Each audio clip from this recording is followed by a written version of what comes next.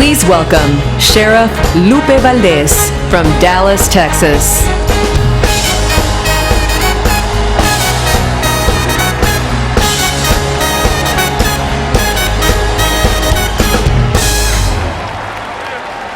Good evening. I am the youngest of 8 children born to migrant workers.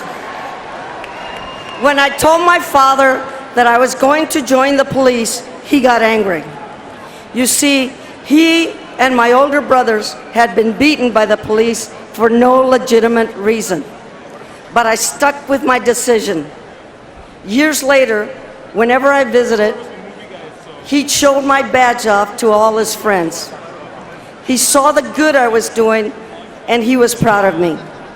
And I am proud of my fellow officers. When my officers report for duty, they have no idea what might come up that day. When they respond to a domestic violence call, they don't know whether a victim or an abuser with a gun will meet him at the door. When they stop a vehicle, they have no idea whether the driver is racing to the hospital to deliver a baby or fleeing the scene of crime. They don't know whether the next 911 call will be their last, but they keep answering the call. They keep putting their lives on the line. They are doing the best they can to protect our communities. We put on our badge every day to serve and protect, not to hate and discriminate. We lost 5 officers in Dallas. They were killed as they were protecting citizens protesting the police. It's been a tough time for law enforcement communities all across America who have lost officers to violence. I've been trying to make some kind of sense out of it, but violence is not the answer. Yelling, screaming, and calling each other's names is not going to do it. Talking within your own group in your own language, only where our groups understands, leads nowhere. We have to start listening to each other. My deputies work hard to reach out to the community we serve. We attend all sorts of events: Ramadan, Cinco de Mayo, Juneteenth, Pride, Veterans Parade, Irish festivals, you name it, we show up. And some of my officers are uncomfortable at first, but the only way to serve your community is to know your community. Last Sunday, after working in the morning, I went in uniform to meet my partner for lunch at a nice restaurant. As I handed the server my credit card, he smiled and said that at least 4 tables had offered to pay for our meal. My girlfriend and I both teared up. There wasn't a single person in that restaurant that I personally knew. The people of Dallas that even know that even though our men and women in uniform are hurting, we never stop doing the job.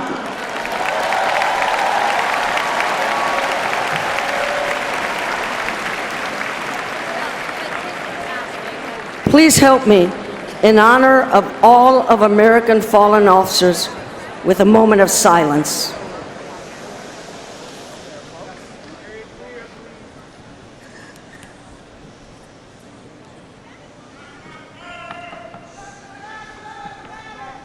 I am privileged to introduce to you some of the family members of our fallen officers: Wayne Walker, Wayne and Barbara Owens, and Jennifer Loudon.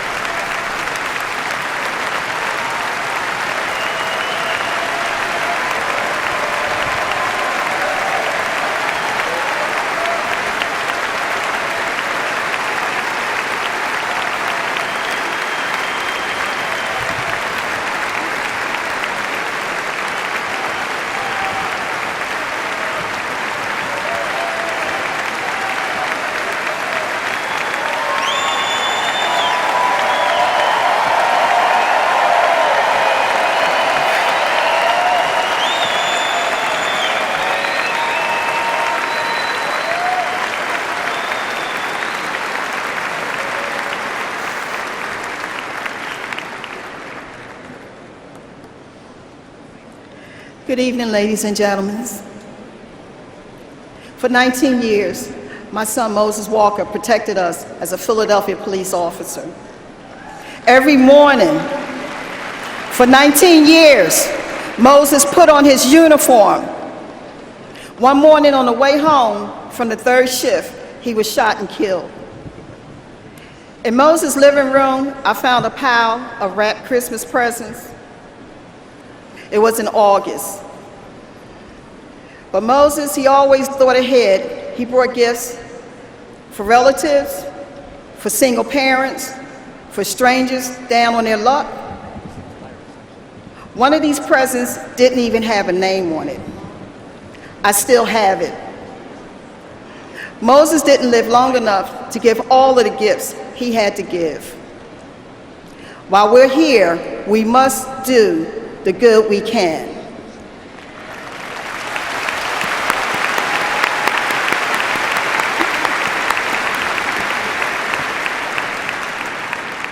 Absolutely, we have to believe that we're stronger together.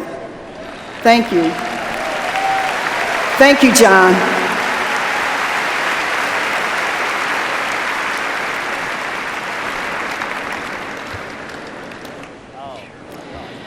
We hear a lot about the problems in big cities. Our son, Derek Owens, joined the Cleveland police force to be part of the solution. His wife worked mornings, so he was the one who combed his daughter's hair. His friends joked and said he made it harder for the other dads because he did such a good job. After Derek was killed, we heard from so many people about his positive influence. One woman said that when she was a troubled teenager, Derek saw in her what she couldn't see in herself, and because of him, she's a better mother. Thank you.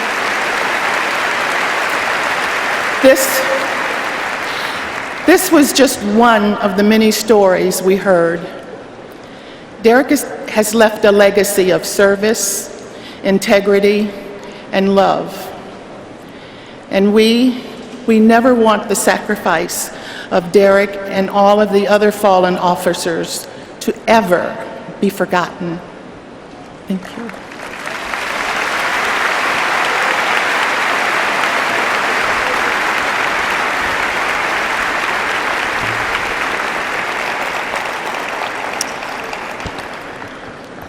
My husband and best friend, Thor Soderberg, joined the Chicago police to help people. Once he got a call about a boy who had stolen a belt. The boy only had a rope to keep his pants up. Thor negotiated and the charges were dropped. He also paid for the belt.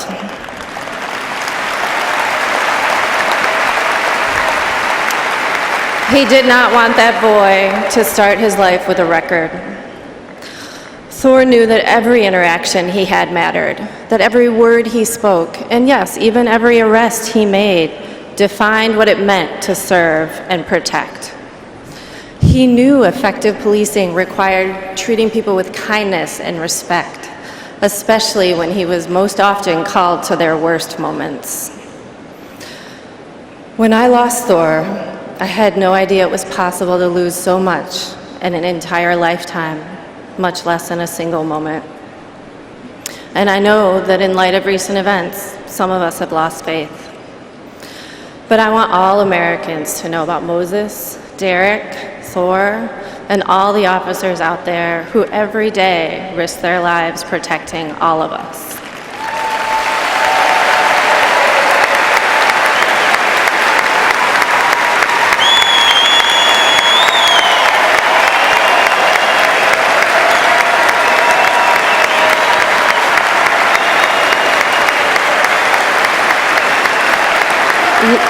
Let us honor all of the fallen officers who weren't named here today by acting as our officers did, helping others, bridging communities, and building peace.